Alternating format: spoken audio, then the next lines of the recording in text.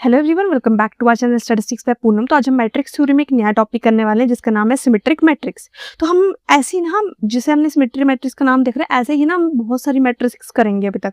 ठीक है, तो स्टार्ट करते हैं पहले इसके साथ कि सिमेट्रिक मैट्रिक्स सुनने के साथ ही लगता है सिमेट्रिक। सिमेट्रिक का मतलब इक्वल, मतलब अगर कोई चीज होगी सिमेट्रिक होगी ना, एक साइड ज्यादा होगी ना एक साइड कम होगी, means equal. Like for example अगर मैं कोई चीज ड्रॉ कर रही हूँ, for example you can just take an example. For example मैं स्क्वायर का एग्जांपल ले लेती हूँ, जस्ट सिंपल। अगर मैं इसको 2 पार्ट्स में डिवाइड करूंगी, मतलब इस साइड पे जितना एरिया आएगा उतना ही आएगा। ये सिर्फ आपको ग्राफ की फॉर्म में इसलिए समझा रही हूँ बिकॉज ये मैट्रिक्स ना थोड़े से बहुत ज्यादा आएंगे, आपको हर चीज में कंफ्यूजन होगी।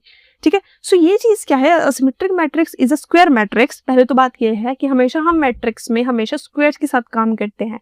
स्क्वायर क्या मतलब बताता है आपको, हमेशा मैंने आपको बताया it is like n into n matrix. मतलब जितनी रोज होंगी उतनी ही कॉलम्स होंगी, ना एक ज्यादा होगी ना कम होगी। तो सिमेट्रिसिटी तो पहले से यही आ गई।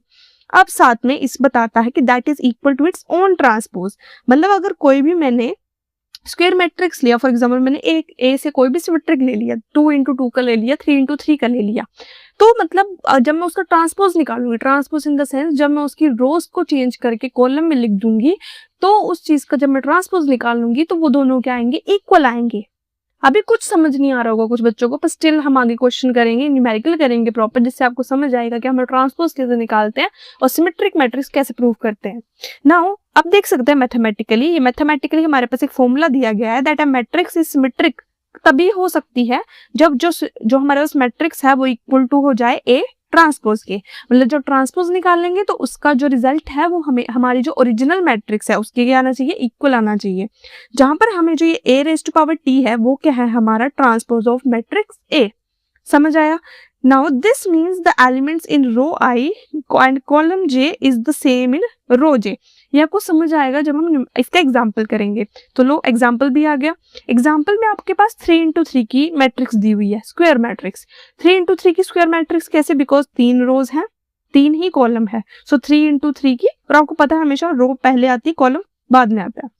नाउ हमारे पास ये मैट्रिक्स है, अब हमें पहले क्या निकालना है, अगर हमें सिमेट्रिक प्रूफ करना है हमें क्या निकालना है, ए ट्रांसपोज। तो मैंने अभी बताया ए ट्रांसपोज क्या होता है, जिसमें हम रो को कॉलम में लिखते हैं।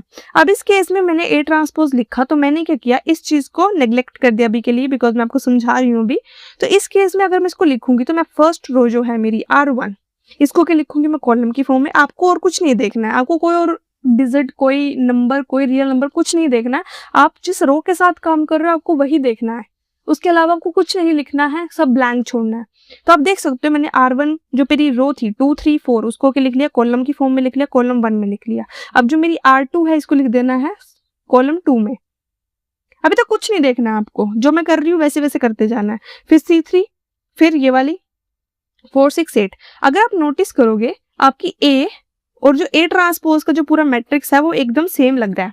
देखो 2 3 4 2 3 4 2 3 4 2 3 4 3 5 6 3 5 6 3 5 6 3 5 6। मतलब जो भी मैं चीज देख लूं, मतलब मेरा जो हर चीज है वो क्या आ रही है, सेम आ रही है।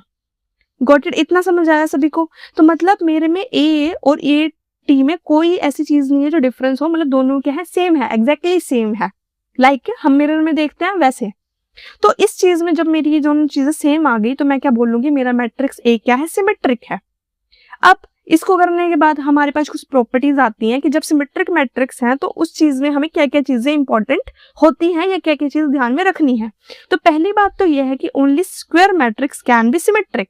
पहले यही चीज है कि हमेशा स्क्वायर मैट्रिक्स ही क्या होगी, हमारी सिमेट्रिक होगी। मतलब अगर आप बोलो कि मैं 4 इंटू 3 का मैट्रिक्स ले रही हूँ जिसमें मेरे पास 4 रोज हैं 3 कॉलम्स है, तो वो हमारा मैट्रिक्स प्रूव ही नहीं कर पाएगा कोई भी। ठीक है। सेकंड है हमारा eigen values of symmetric matrix are always real numbers. मतलब हमेशा उसमें रियल नंबर्स आएंगे, उसमें कोई भी अलग से कोई अल्फाबेट या कोई कुछ ऐसा नहीं आएगा। आगे हम पढ़ेंगे कहाँ जहां पर अल्फाबेट भी आता है, एक कॉम्प्लेक्स नंबर्स भी आते हैं, बट इस केस में रियल नंबर्स ही आएंगे, real numbers like 1 2 3 4 up to so on. Third है हमारा eigen vectors corresponding to different eigen values are orthogonal. आप इस ऑर्थोगोनल के बारे में प्रॉपर एक वीडियो देखोगे हमारे चैनल पे, तब तक के लिए इसको छोड़ दो। बस इस लाइन याद रखना कि eigen vectors corresponding to different eigen values are orthogonal. Fourth point है the diagonal elements can be any real numbers. मतलब जो भी हमारे पास डायगोनल एलिमेंट्स आते हैं, डायगोनल एलिमेंट्स कौन से होते हैं, फॉर एग्जांपल मेरे पास 2 इंटू 2 का मैट्रिक्स है, तो मतलब जो मेरे पास यहाँ पे जो 2 वैल्यूज आएंगी ऐसी ही आएंगी ना, वो क्या होंगी, मेरी रियल नंबर होगी, चाहे ये वैल्यू चाहे बेशक 0 हो जाए।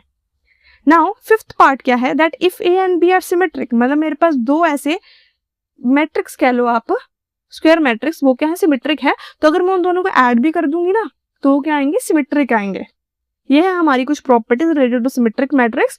ये चीज ये इतना ही आपको याद रखना है, और साथ में नीचे डिस्क्रिप्शन में आपके लिए कुछ लिंक्स दिए हुए हैं, सो प्लीज जाके उनको यूज करिए, आपके लिए ही मैंने वो बनाए हैं।